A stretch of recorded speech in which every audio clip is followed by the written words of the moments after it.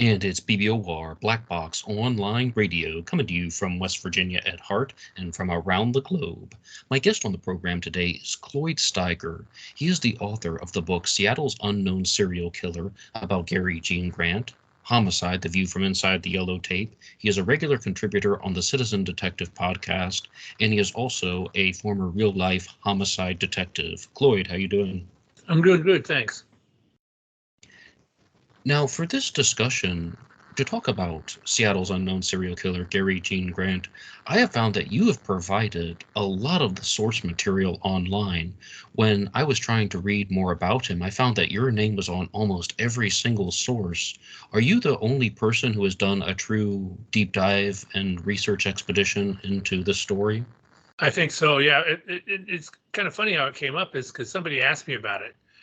And I thought I knew all the serial killers in this region, but I'd never heard of him, and so I did some research. I actually got the court file, and that was with no intention of writing a book about it at all.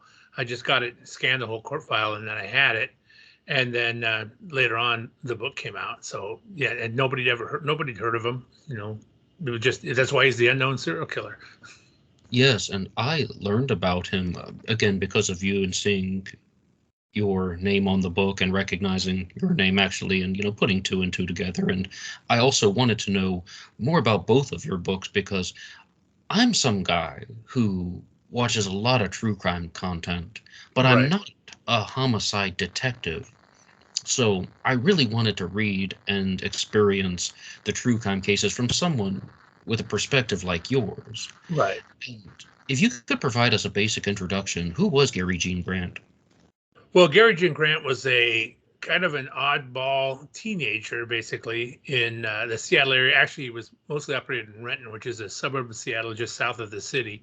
And he would roam around and walk miles and miles. And when if he had a trigger event happen, something that made him upset, he would come across people and kill them, just for no apparent reason. And I mean, there was a sexual motivation behind him based on the crime scene and stuff. But I mean, he was just an odd duck. I've talked to a lot of people that knew him, and they both said, they could tell that something wasn't right with this guy. He was just weird. He'd hang on to a couple cool guys and he went to school with and knew after school, but he was just an oddball, and they didn't really feel comfortable around him. Now, when you say that something bad would happen and then he would get these types of murderous things coming to mind, would you call him an impulsive serial killer? Or do you think I'm sorry. Yeah, I think so. I think he's an impulsive serial killer. I mean, I don't think he planned to go out and kill people, but just like I said, when he had a negative trigger event, something that isn't that big a deal in the life of your average teenager or young adult, it would just be something that made him mad or hurt his feelings, and then he would kill somebody, and that's what he did. And what exactly happened with his first crime? Well, the first crime, this girl, actually, she was going to what's called Renton Technical School. She was a culinary student, and she lived not far from the library in downtown Renton. And she lived with a roommate in an apartment, and she left a note when the roommate got home about 5. She said, I'm going to the library to study. I'll be back later. Well, she didn't go back later. They traced her. She made it to the library because she had a notebook and she wrote stuff that she was trying to find she had an assignment to make like ethnic meals, and she was looking up all these ethnic recipes and stuff. And she left the library. But when she did, there's the Cedar River runs right through Renton. As a matter of fact, the library actually straddles the river. It's built across the top of the river. And back then, you could go out in the street and walk to her house, but she decided to walk along the river, which at that time was just a dirt road that went along the river. Now it's all, of course, promenade, walking trails and things like that, and all real nice and modern. But then it was just a dirt road. And so she didn't make it home. Early the next morning, a guy who worked in a place nearby showed up for work, and he thought he was thinking about fishing in the river after work. So he walked down to look at the river and see how it was, and he saw, this is so typical, he saw what he thought was a mannequin laying on the side of the trail, but ended up being the nude body of this girl. and she'd been stabbed to death, and then there were signs of sexual assault and all this stuff, and she'd been drug a little bit off to the side of the road or side of the trail, but he could see her foot, and that's what drug him to him, alerted him to her, and he went over there. So that started it. That was the first one. Nobody knew why this was happening, and of course, Renton at that time, it's still a relatively small police department, but at that time it was a really small police department. They had a total of 5 detectives in the entire police department, and so they got down there and they were working the scene, and there was footprints and tire prints, and so they were doing all this stuff and processing it, but they had no idea who did this. She had one deep stab wound right in the middle of the back, and that was her only stab wound. And what looked like it happened, she was walking on a trail, somebody came up behind her and just stabbed her right in the middle of the back. And 85% of stabbings, maybe 90%, nobody dies, but this was just a good shot or a lucky shot, unlucky on her part, that got a vital organ and killed her immediately. So then they started doing all this stuff, trying to figure out what was going on, and they had no idea.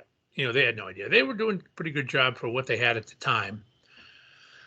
Well, then a couple months later, which was then in unincorporated King County, which is the county of Seattle is in, a few miles east of, it's now in this area is now in the city of Renton, a few miles east of her murder scene. A 16-year-old girl on a Sunday had been home. Her parents had been out doing some stuff and came home, and she was doing homework or something, and she said, yeah, I'm gonna go for a walk before dinner. And she left her house about 4:30 in the afternoon and never came back. Right. And these houses it's in a housing development. There's a big, hundreds of acres of woods right next to them. So, at first they were trying to figure out where she went. They were calling all her friends, things the mothers and fathers typically do. Nobody'd seen her. She was supposed to go on a bike ride with another friend a little later, but that girl hadn't heard from her. And so they called the police to report a missing person. And of course, at the time, the sheriff's office kind of dropped the ball in the 911 center. Well, it wasn't 911 then, but the equivalent of, and said, oh, she'll be back. Just if you don't hear from her, give us a call. And she didn't come back. And all night long, she didn't come back. And then the next morning, the mother went to the school to see if any of her friends, actually, she was also going to the same tech school. She had dropped out of high school or something, was going to this tech school, and nobody'd seen her. And she kept calling and calling the police. Finally, about 3 or 4 in the afternoon, they dispatched a car, and this guy came out, and he did a good job, a deputy. And he hears the story. He goes, oh, man, this is serious. I mean, he calls his sergeant, there's something bad going on here. We got to get a search team together. And so they start gathering all these people, and they get them all together and send out search dogs and everything. By this time, it's late at night. And about midnight, the second night, she's been gone 36 hours or more by this point. The deputy gets a call from one of the search dog teams to come down back into the woods, and he goes, a few hundred yards. First of all, I forgot to skim over. The neighbor of this girl was outside working in his driveway, and he saw her walk down past his house, which he did all the time, and he saw her cut into a trail in the woods. So they really concentrated on the woods. And the dog had found her nude body back in the woods, drug off to the side of a trail. She'd been strangled, and so that was victim number 2.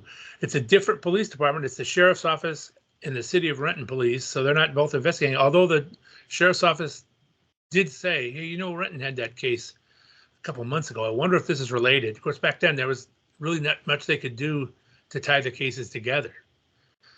And then a few months later, it was a Tuesday, and it was one of those teachers' conference days. So there was no school. It was in October, I think. Anyway, there was no school, and these 2 little 8-year-old boys were playing along with a bunch of other friends, and they lived in a different area, kind of up on that hill too, still exposed to a bunch of woods. I mean, hundreds of acres of woods behind them, and actually the Cedar River runs through those woods. And so they were out there playing. One mother saw them playing outside, and a little while later she looks out and doesn't see them, and her other younger son comes in, and she asks, where are the boys? And he said, well, they went in the woods to play. Okay, well, she's not too worried because they go in the woods to play all the time. But then it got to be the point where they weren't coming back, and they were freaking out. And they called the police, again, the sheriff's office in this case, and they got right away because it's two young boys, they're 8-year-old boys missing, and it's getting dark. And so they set up a search right away. And they took a couple of days. They didn't. First of all, they feared that these boys had been by the river and fell in the river and might have drowned. That's what they thought. But then they were searching, and then one guy, actually he was a volunteer firefighter, was walking through this wooded area, and he saw what looked like hair under some brush. So he walked over and pulled them back, and there were the bodies of the two boys, nude, right next to each other. And one of them had been strangled, the other been stabbed to death. So right now, and of course, boom, murder of 2 kids, everything's blowing up. And they talked to the police and got everybody down there, and it became a big news story. They found these 2 kids murdered. Well, the twist in this case is, in the middle of all this, some guy walks into Valley Medical Center, Valley General Hospital back then, which is the hospital in Renton, and he's acting really weird. And it's the night the boys went missing.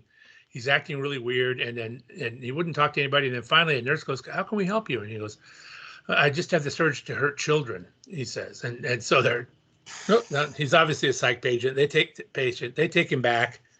He's back in the ER, and the on-duty doctor goes in to talk to him, and he says he's had this urge to hurt children. He's had this before, and he usually, if he checks himself in the hospital, it goes away. And so, long story short, the doctor tells the nurse, give him a shot of Thorazine, stick him in the room, put him in a bed, and goes off. Well, the same doctor, 2 days later, he's at home with his wife, and he's got a small daughter, and his wife's talking about, they still haven't found, this is before the bodies were found, they still haven't found those 2 little boys missing up on the hill.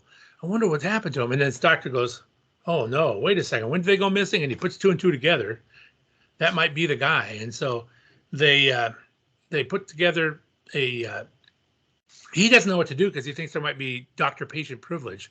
So he calls the hospital's lawyers, and there's an exception about child abuse. So then he calls the police. They say this guy, by this time, they have found the bodies. They're standing at the scene of the bodies when they get a call that this guy, this doctor, tells them about this guy they were talking to. So a couple detectives go to the hospital.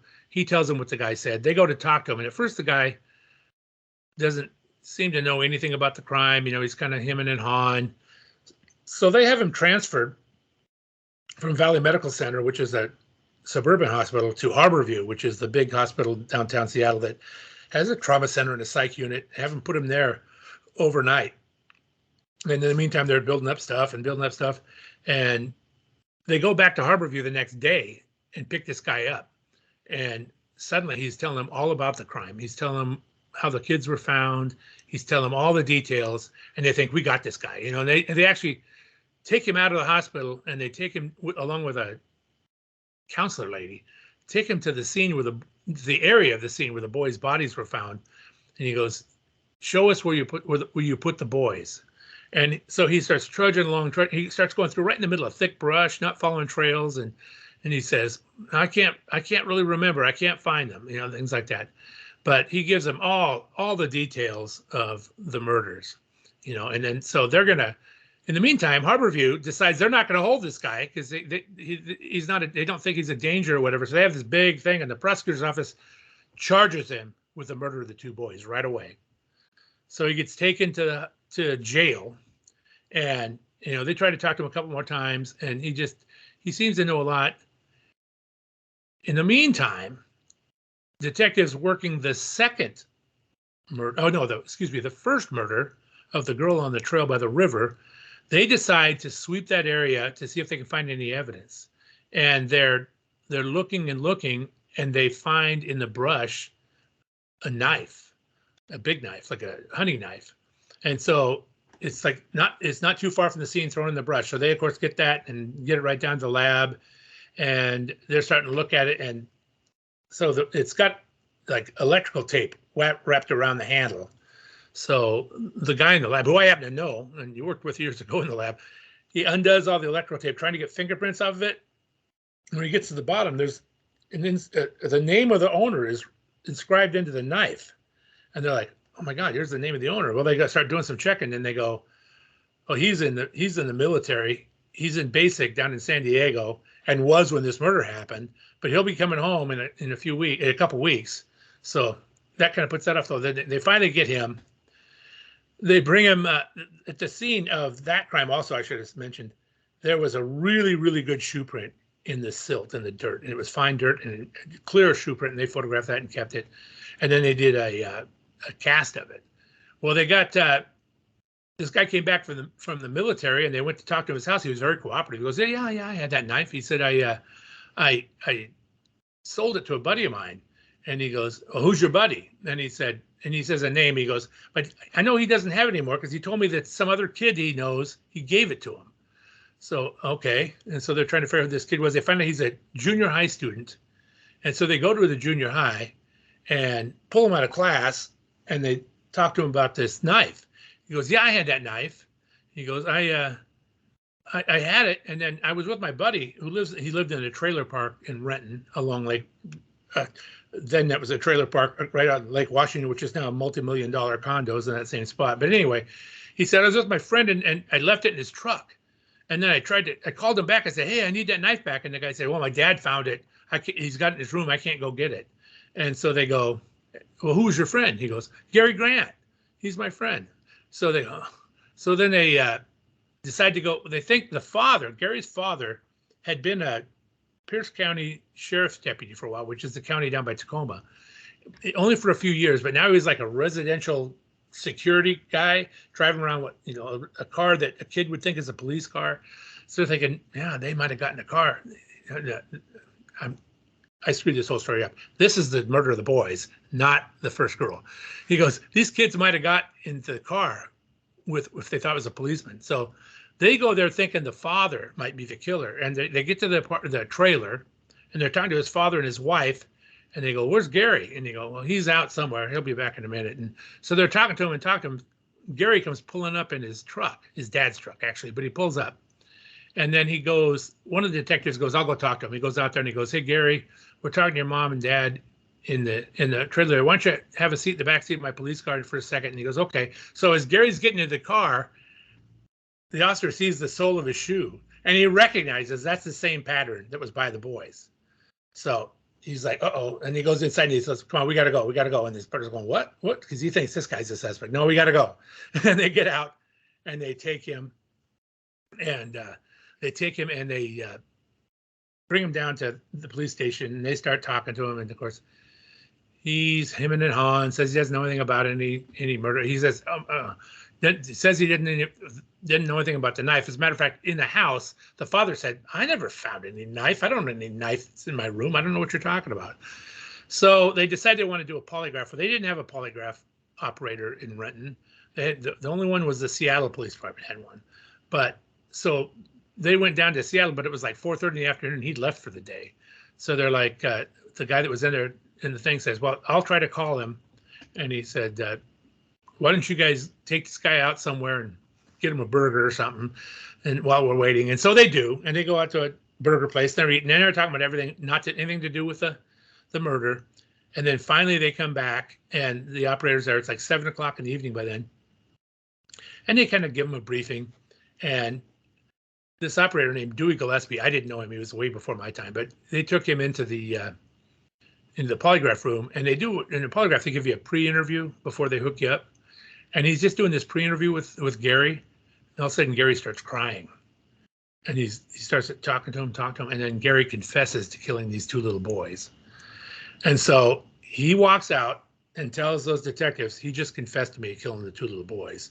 And then, oh my God. So then they grab him and they take him in a different room, and they try to take a tape recorded statement from him. And while they're doing their tape recorder fails. So they have to go back and do it again. Fortunately, he cooperates and does it, but they're taking handwritten notes about what's going on. And when it's all done, by this time it's like 10:30, 11 o'clock at night, and Gillespie, the polygraph operator, says, let me talk to him again. And he takes him into the room, and he closes the door, and he's sitting down, and Gillespie says to him, I'm thinking of a girl. And Gary goes, did she have long brown hair? And then by the river? And then all of a sudden he starts talking about a short redheaded bobcat, which is the two other victims. And then he starts crying again, and he confesses to killing those two.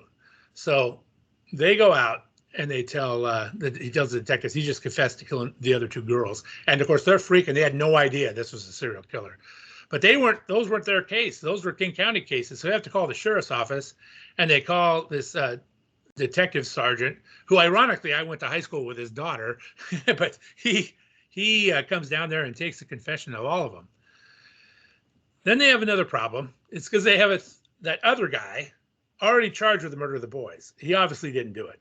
And it ends up later they found out why he knew so much about it. It's because they released all the information, and it was in the paper, and he read the paper. That's why when you're doing murder investigations, you don't release all the information. You keep stuff back exactly for this reason, so you don't get false confessions from some nut, and that's what he was. And so they start working on that, and then they find out while they're doing this, trying to put this case together, that a captain at the Renton Police Department had wired a room for sound and video, or sound maybe alone. And it's the room that Gary can talk to his attorney in. And it was illegally wired. And they're like, oh my God, nobody knew about it. It was, yeah. And this whole case is in the balance now. This guy could walk on serial murder because they screwed up in Renton. So they immediately, the elected King County prosecutor, Chris Bailey, who I interviewed for this book, he had to separate the case. So he called the Attorney General's office. He said, I don't want nothing to do with these recordings. You guys investigate the recordings. We'll do this. None of my deputies are going to, my prosecutors are going to hear any of those recordings. And so that's what they did. And they kept it separate. And it was a tightrope walk. And when they made the motion to dismiss based on that, the judge, who's still alive in his 90s, but I know his son, said, the police department screwed up. It's being handled, but the innocent victims don't deserve to pay for this. So he denied the motion to dismiss, thank God. And they had this long, convoluted trial. They ended up charging the captain of the police department with unlawful interception of recorded of voices and stuff. And he retired from the police department, and he got probation basically. But that was very close to screwing up the case. And in the long run, they went to trial. They sought the death penalty. The jury did not return the death penalty, but because Gary, by this time, is 20 years old, he is convicted and sentenced to multiple life terms, and he's still in prison in Washington today, still alive. Wow, what a shocking story. Mm-hmm. And, I just want to remind the listeners of Black Box Online Radio that I'm talking to Cloyd Steiger, the author of Gary Gene Grant, Seattle's Unknown Serial Killer. And if anybody has ideas for future guests to have on the program, future true crime stories that you would like discussed here on Black Box Online Radio, you can put your ideas in the comments section down below. And you can also send them to me at blackboxonlineradio@AOL.com. And feel free to go through some of the links in the description box. If you'd like to support this program, you can use BuyMeACoffee.com, BuyMeACoffee.com/BlackBoxNed88. That allows you to make a donation or contribution to help support the show. And this episode is brought to you by Capital One. The Capital One Quicksilver allows you to get $200 as a sign-on bonus, and there's a link for that there as well. But Cloyd, to discuss this, I mean, this sounds like something that could have easily blown up, because as I understand, if somebody has their rights violated in even the smallest way, the attorneys just jump in and they pounce, and then they're all like, my client, didn't get a chance to have a fair trial. He didn't get a chance to actually have, due process. And then it gets thrown out. How exactly was the judge able to make this decision? Well, actually, one of the main reasons is because the prosecutor's office put a wall around that event, separating it from the case in chief. So they had nothing to do. It wasn't. Although, ironically, the defense played the illegal recordings in their case for whatever reason, and so that kind of makes it moot anyway. They're introducing. It was never introduced except for by the defense, and I'm not sure why. I mean, yeah, they went for they tried for an insanity finding, and Gary is disturbed. He's not insane. He's not medically insane. He's not legally insane. Those are two different things. You can be mentally insane and still be legally sane, but he wasn't either of those. So that was their thing. And it was a bizarre turn of events for this case. Now, forgive me if I did not hear, but what was the method that was used to murder the two boys? Because you said one of the girls was stabbed and one of the girls was strangled, but what was the method used for the two boys? Yeah, actually, one of the boys was stabbed and one of the boys was strangled.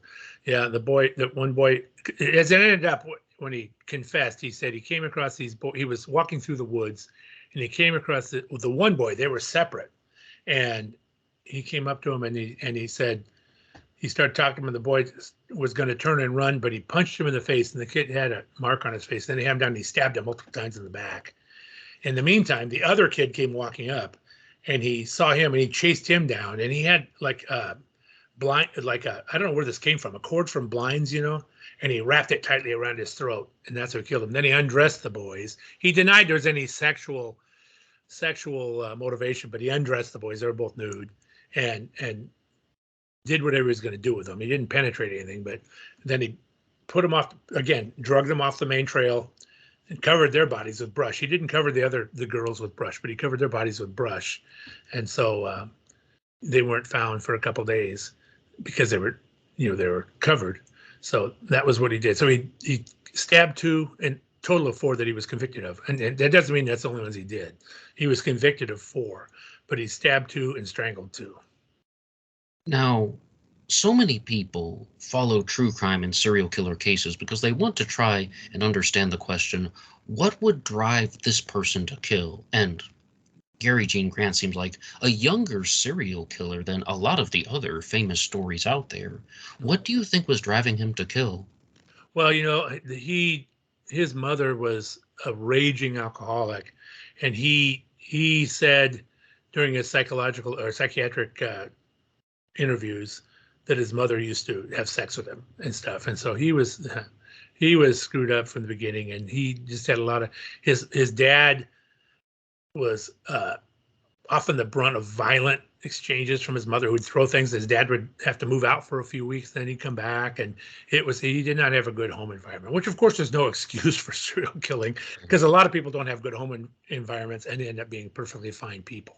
But he had whatever, there's the big question, nature, nurture of these people. And in this case, it's certainly a little nurture. It may have been nature too. Are some people, do they have some kind of a thing in their mind or their makeup that makes them more likely to be serial killers than someone who is not? But I don't know. That's the big question, of course. Right, but I'm not a former homicide detective. I'm just some guy that watches a lot of true crime stuff on YouTube, and I also talk about it here on YouTube. And when I first started making episodes on BlackBoxOnlineRadio, I was all pulled into this world of how a lot of people say that serial killers follow a pattern. They commit one murder, then they realize they can get away with it, so then they keep committing each murder the same way. But Gary Gene Grant did not do that. As a homicide detective, did you find that was more often than not true or false, or what exactly do you think about that serial killers have to follow a pattern? First of all, that's not true. It's not true. I mean, a lot of them have similar MOs. The thing about it is signature is the thing. A signature is something they do that they're not consciously aware of.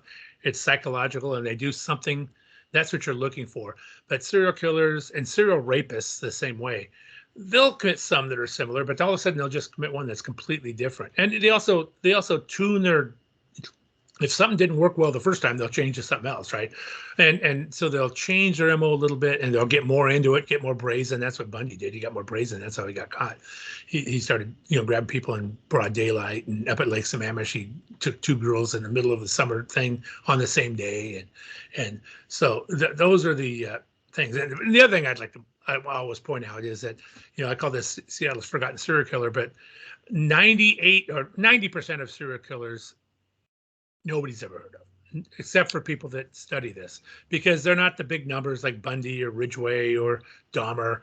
They kill 3 or 4 and then they get caught, or else whatever happens. And then you don't. They are serial killers, but you don't really know about them. They don't get the big press that some of these cases do, and that makes a difference. Right, but why is that the case? Because sometimes people say it's about the body count, or I've also had guests on the program that talk about how the sexual sadists have more outrageous stories. But obviously that's not true. There are numerous sexual sadist serial killers that the average person has not heard of. Why do you think that the story of Gary Gene Grant is less talked about in the media than other serial killers? Because it wasn't even considered a serial killer until it was solved. And so nobody knew much about it. And then it was covered, the trial, if you go back to the archive, and I went back to the archives of the local newspapers, it was covered extensively. The trial was, because it was, shocking. Well, of course, you have 2 little 8-year-old boys killed. That makes it shocking too, right? Or children getting killed is worse. But it's just, and then it just fades from memory. Everybody, a lot of these serial killers, they're hopping jurisdictions, and back then they didn't have the interagency communication we have now. And so these people are working these cases they think are one-up cases.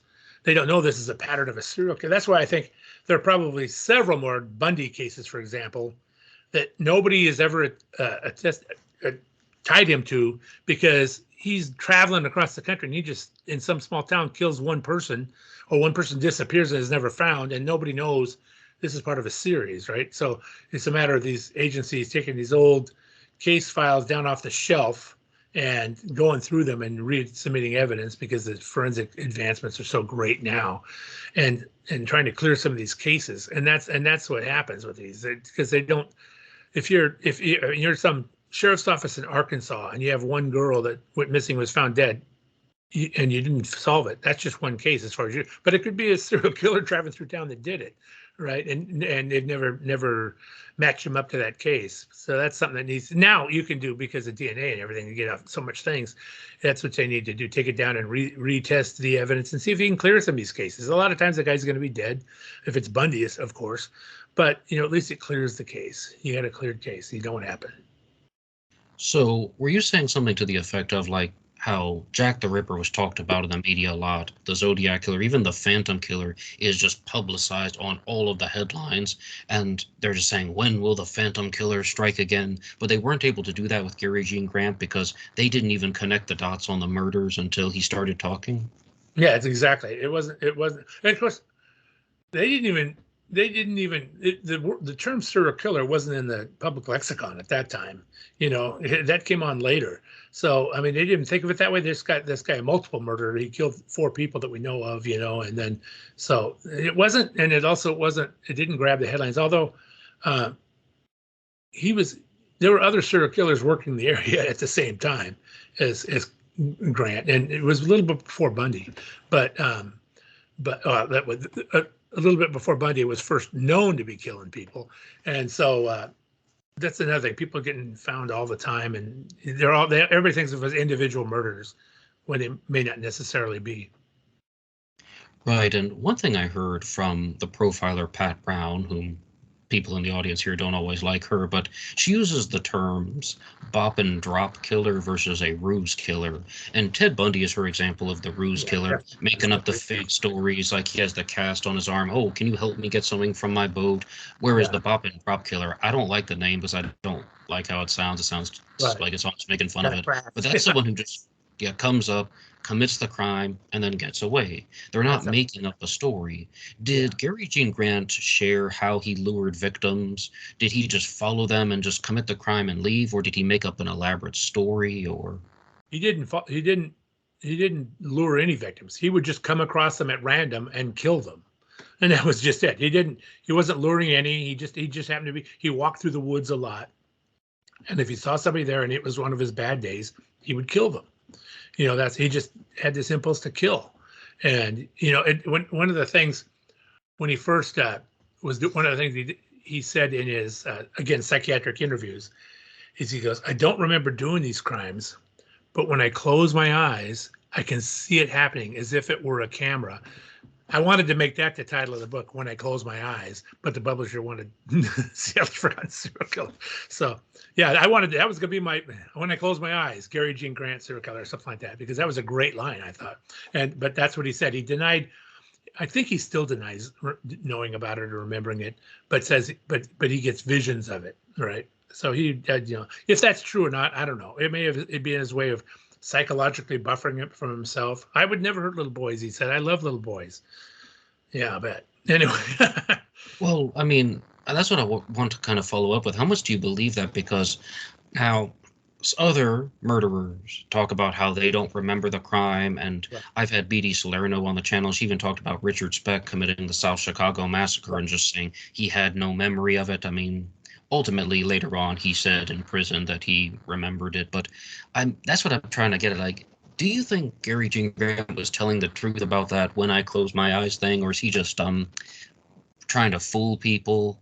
I think he's What's looking your for assessment? justification where he doesn't have to take ultimate responsibility. I don't believe he didn't remember it for a second.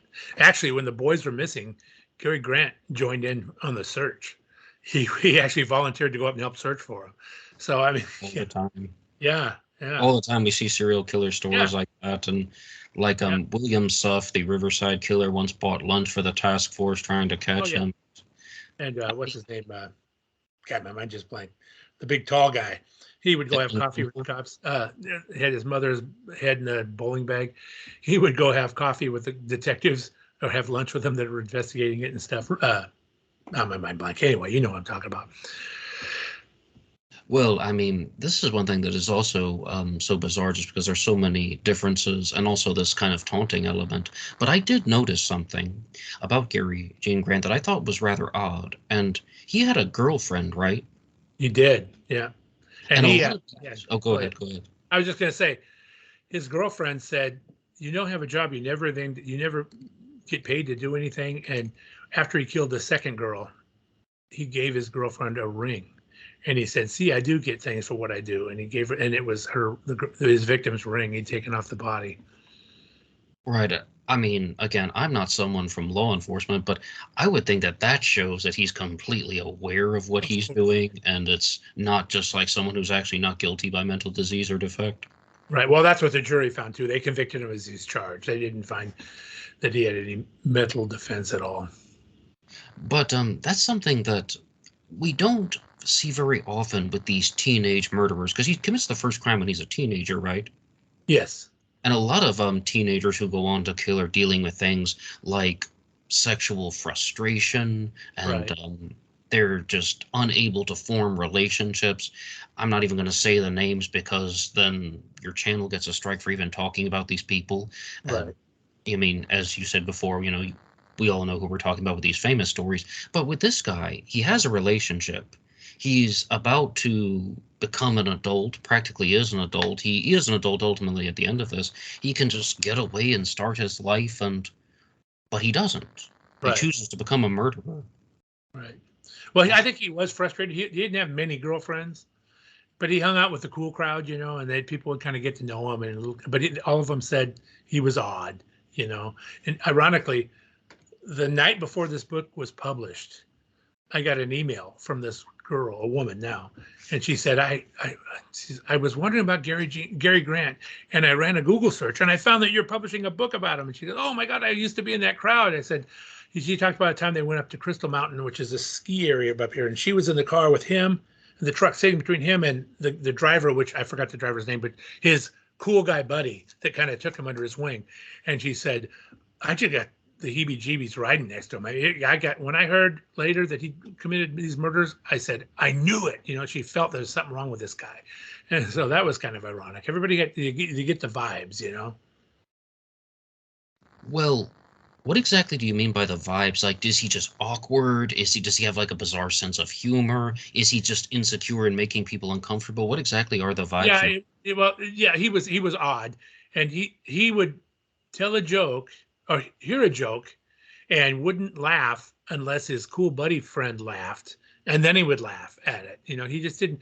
It's like he was asocial. Not a psychopath or sociopath necessarily, but asocial. He didn't know how to. He was awkward with people, awkward with girls, and just kind of. And they give you. He has weird looks. I've actually had a few cases of murderers where I talked to women that they had seen the person socially, and they said the same thing to me. It was just this weird vibe about him. I couldn't be around him. And so even though he didn't do anything bad, he wasn't mean, and he seemed nice enough, but he put off this vibe. And and it's just something, it's a sixth sense. So when you're a woman and you're with somebody you don't know and you get that vibe, listen to it, right? Listen to it, because you have instincts. Sure, but have you ever had the chance to interview him? Interview who? Gary Jean Grant? Oh no, I did, and I didn't intentionally because there was some detectives in the King County Sheriff's Office who I knew, who told me that they had some found bones up in that area of East Renton, and they were looking at it, and I said, do you ever consider Gary Grant? And they go, who? This is this is before the book was serial published. killer. And so they, oh my God. So they were going to go up and talk to him. So I didn't want to get in the middle of all that. And I know a few detectives have since gone up and talked to him, and I know he's not happy I wrote that book, which makes me sad. Well, I want you, though, to kind of think about it for a second, though. If you could ask Gary Gene Grant one question, what would it be? Oh, there'd be more than one question. It has to be. It's going to be, if I'm talking to him, it's going to be a 2, 3, 4, 5. Yeah. You can do that. I would just get into his background and talk to him more and ask him, and I'd kind of call BS on his I don't really remember it thing, and see if and get him to see what he'd tell me about it. I mean, there's no point. It doesn't matter at this point in his life, right? He's never getting out of prison. He's 71 now, 72, something like that. He's never getting out. So you might as well just tell me what's going on and what was happening, but you can't just go up the first time and do that. That you have to go a series of times, and or you build the guy's trust a little bit, and just you can't talk down to them or accusingly to them or anything, or tell them you think they're evil. You just have to have a conversation with. But I've spoken intimately with so many evil people that doesn't bother me at all. I could have a conversation like we're neighbors when you're a serial killer, right?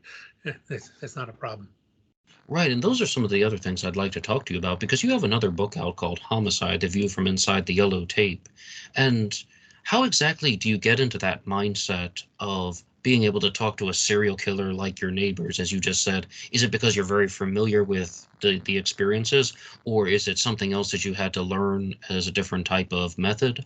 How exactly would you do that? Yeah, it's I always tell people, because I teach interview and interrogation all the time to detectives around the country, and I say it's an art, not a science, right? I mean, you can give ideas and listen to things and give you general ideas, but you have to develop what your personality fits. And I just have the right personality where I can talk to these people. Before I was a homicide detective, I did sex crimes, and I was talking to people who were child molesters, right?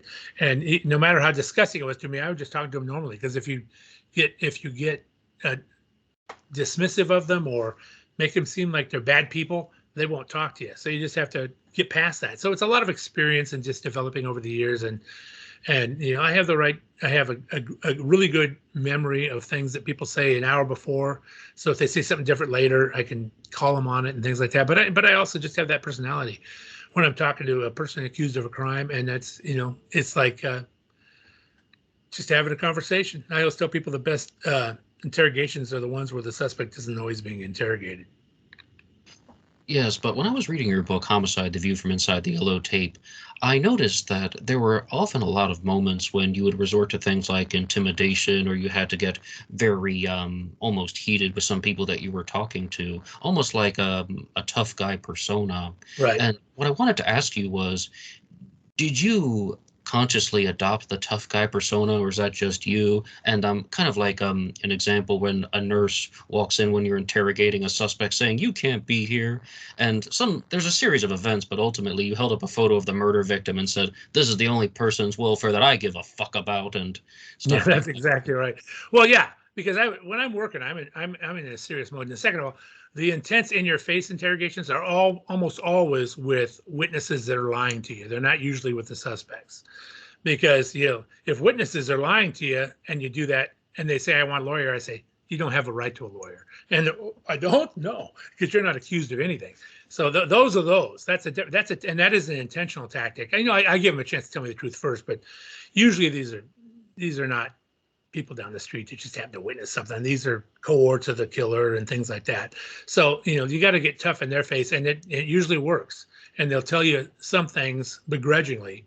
And because you got to be laser focused on this. Suspects are almost always more relaxed conversation. They can get intense, but they're not slam your hand on the table, get in your face intense. They're, you get real close, you're almost whispering to them, but you're boxing them in by telling them why this didn't happen and that didn't happen and this didn't happen, and it to the point, and then touching them, having physical contact to have them screw up, like you don't have to have a confession to have a successful interrogation. All you have to have is a story that's such an obvious lie. You can prove that in court, and that's just as good as a confession.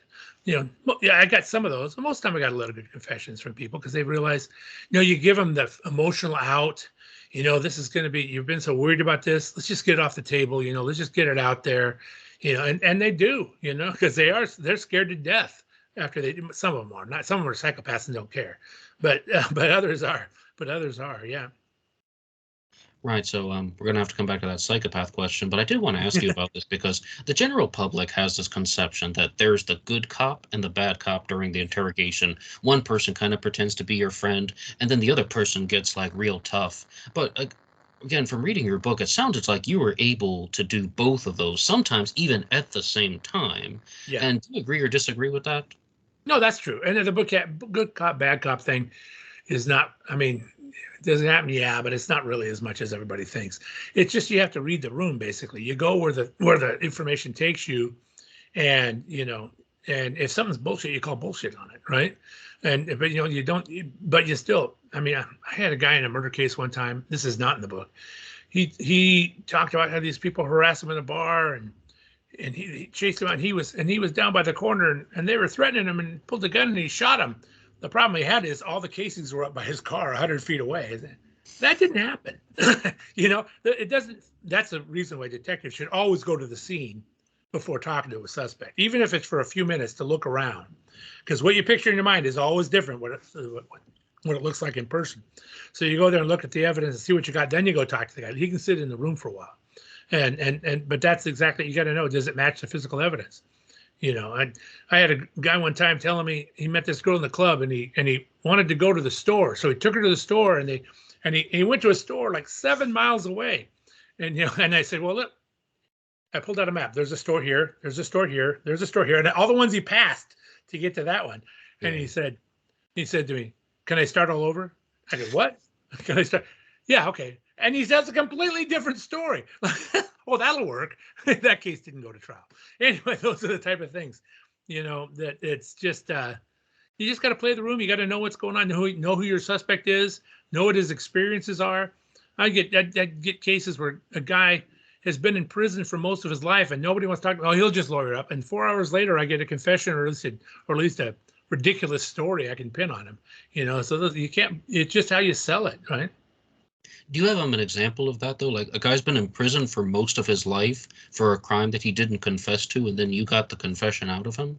Because I don't, again, I'm just having a conversation with him. We had this guy, this was a case out of South Dakota, and he shoplifted in Seattle and got picked up for a shoplift, and he gave a phony name. When they ran his fingerprints, it came back to this guy in South Dakota who's got a capital murder warrant against him. That's a death penalty case, right? And they called us up. Would you guys interview this guy? I'm like, I don't know anything about your case. What do you talk? Yeah, they won't fly us out because he's a con and they think he'll just lawyer up and waste our time. So I got about 5 minutes worth of what happened. I went in the room and we started, and my partner and I, we just started kind of a long conversation. It has nothing to do with a crime first. Just talking, talking.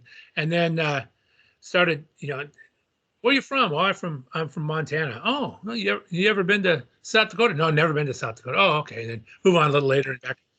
You sure you haven't been to South Dakota? Because I thought we found you had a traffic ticket. So, oh, yeah. That one time I got a traffic ticket. And then so it just slow steps, go back, talk about it, and then finally get to the point of the victim's name was something like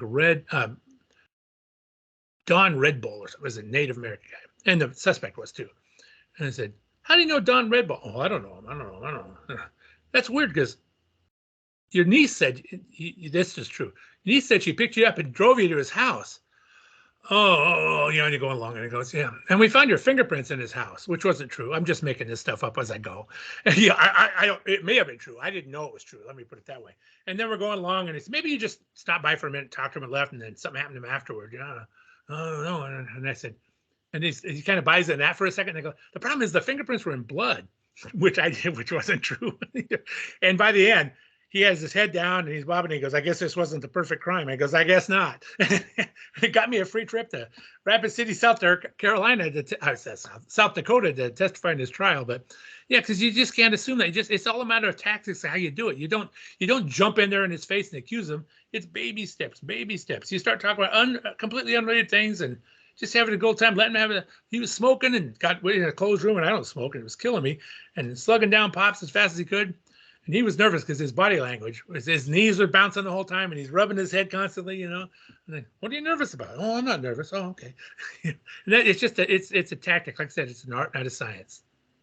Right, but you must be familiar with some of the stories, like Michael Crow is a very famous one, about the boy who was interrogated for murdering his sister, and some of those similar tactics are used. They're saying, we got all this forensic evidence that can convict you, and Right. what was it? We got your fingerprints on the knife, and her blood is on your shirt. You killed your sister. Yes, I did. And he ultimately confesses to a crime that he didn't commit because of the pressure of the interrogation. At any time during an interrogation, do you think you ever went too far? No. My personal thing is never say something that would make an innocent man confess. Never say anything that would make an innocent person confess. And I don't. I just do. If I tell you your fingerprints are there, and you know that, you go, bullshit, my fingerprints aren't there. And so that tells me maybe they're not. That's what I was thinking. Yeah. You can just say no. I mean, I don't know anything about that case. I wonder, sometimes when people say crimes they didn't commit is not necessarily the truth. I don't know. You have to know all the evidence. What did they find at the scene? Did they really find anything matching to him, and that type of stuff? But I mean, generally speaking, yeah. I mean, that's never. You never say your kids are going to prison if you don't confess for this. Because then an innocent person might confess, right? Yeah. But you never say anything like that. You always have if the guy knows it's not true, he'll know it's not true. But if he doesn't know what he left there. That's where you get him when you can see it in his mind. He's questioning whether this is true or not. And that's the thing. That's the key. Never say something to make an innocent man confess, and you can throw out stuff left and right. And this has been upheld time and time again in appellate court cases, that you can use ruses and things like that, because it's if the guy is not guilty, he'll know that's not true. The only guy that doesn't know if it's not true is the guy who's guilty. That's the thing. Yes. Now, you did mention about how some people are psychopathic. They don't care about the situation.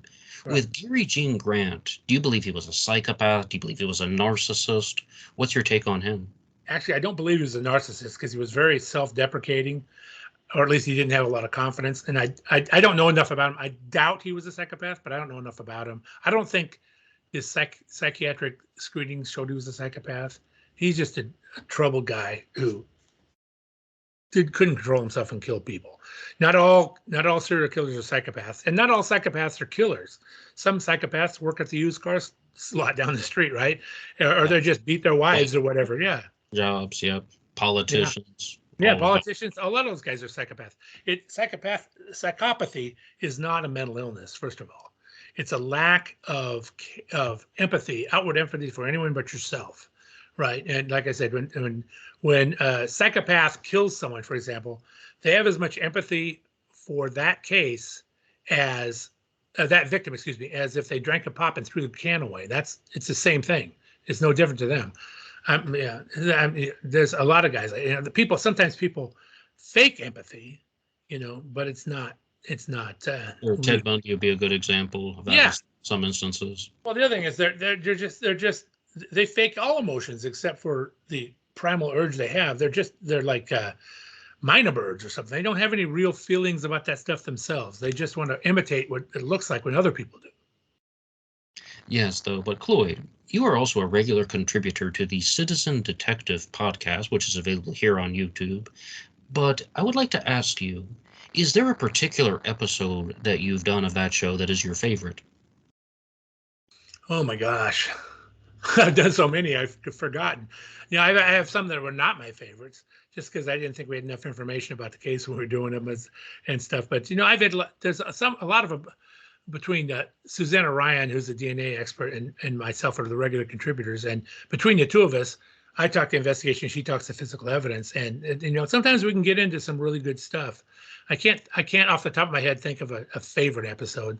If you ask me about episodes I've done today, I couldn't even name them. If I go back and look, I can see them because it's just like every other Tuesday night I do this, right? So that's Yes, but what's the episode that was not your favorite that you? well, it was actually just recently, and it's about a series of cases that were that the prosecutor in Delaware County, Oklahoma, has of unsolved murders, and we have access to inside information. Those are the best, and most of them are good. But this last one, we didn't have the file, and we don't, and so we didn't know what evidence there was, and so we're kind of just spinning our wheels, making educated guesses about it, which is never easy. I mean, you can make some good guesses, you might get it right, but it's better if you have all the information in front of you, and then you can really analyze it and suggest steps that need to be taken next and things like that. And so, actually, a good one. Well, I think one that we did a year or so ago, I think, that I liked is one because I actually worked on the case when I was a brand new homicide detective, and that was the murder of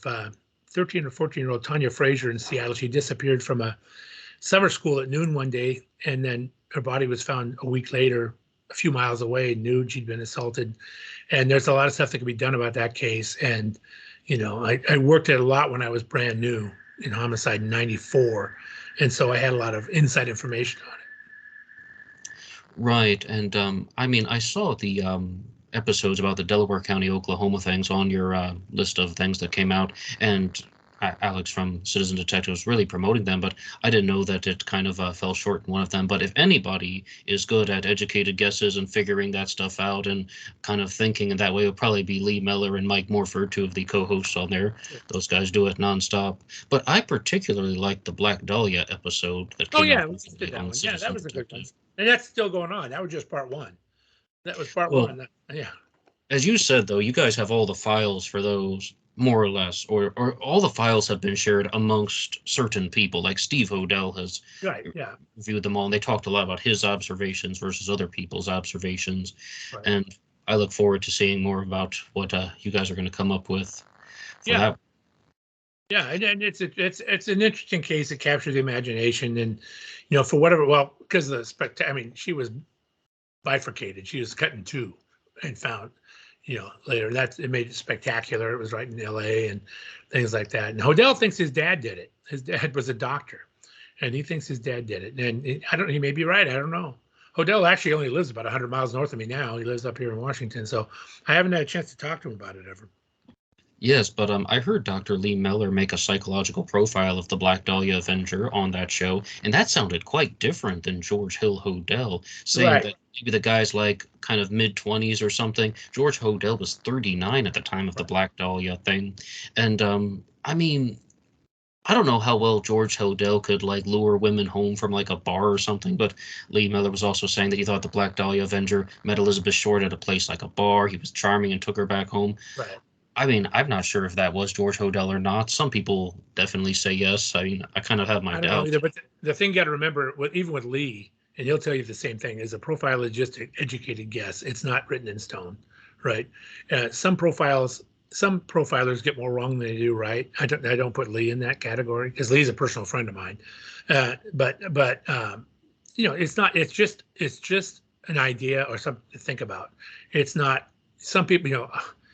It drives me crazy when I'm reviewing cold cases and they have something, they say this guy doesn't fit the profile, so he's eliminated. No. The second thing I hate, this guy passed the polygraph, so he's eliminated. No.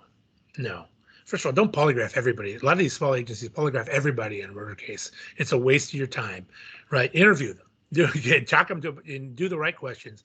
Not that there's anything wrong with polygraphs, but people use it as a crutch and they rely on it too much. This guy passed the polygraph. He's eliminated as a suspect. Well, Ted Bundy passed polygraphs. Gary Ridgway passed polygraphs. Dahmer passed polygraphs. You know, a lot of people pass polygraphs. It doesn't mean anything. Right. And right now, Cloyd, I would like to invite you to give a final send-off to the listeners of Black Box Online Radio. How can they find your books? How can they find the Citizen Detective podcast? Any concluding notes or message for BBOR? Well, my books, they're all on Amazon, or you can find them in Barnes and Noble and things like that. Citizen Detective Podcast. Like you said, it's on YouTube, it's on Twitch. Go to citizendetectivepodcast.com and you can look for it there. And other than that, that's pretty much it. Cloyd Steiger, thank you so much. Sure thing. Glad to be here.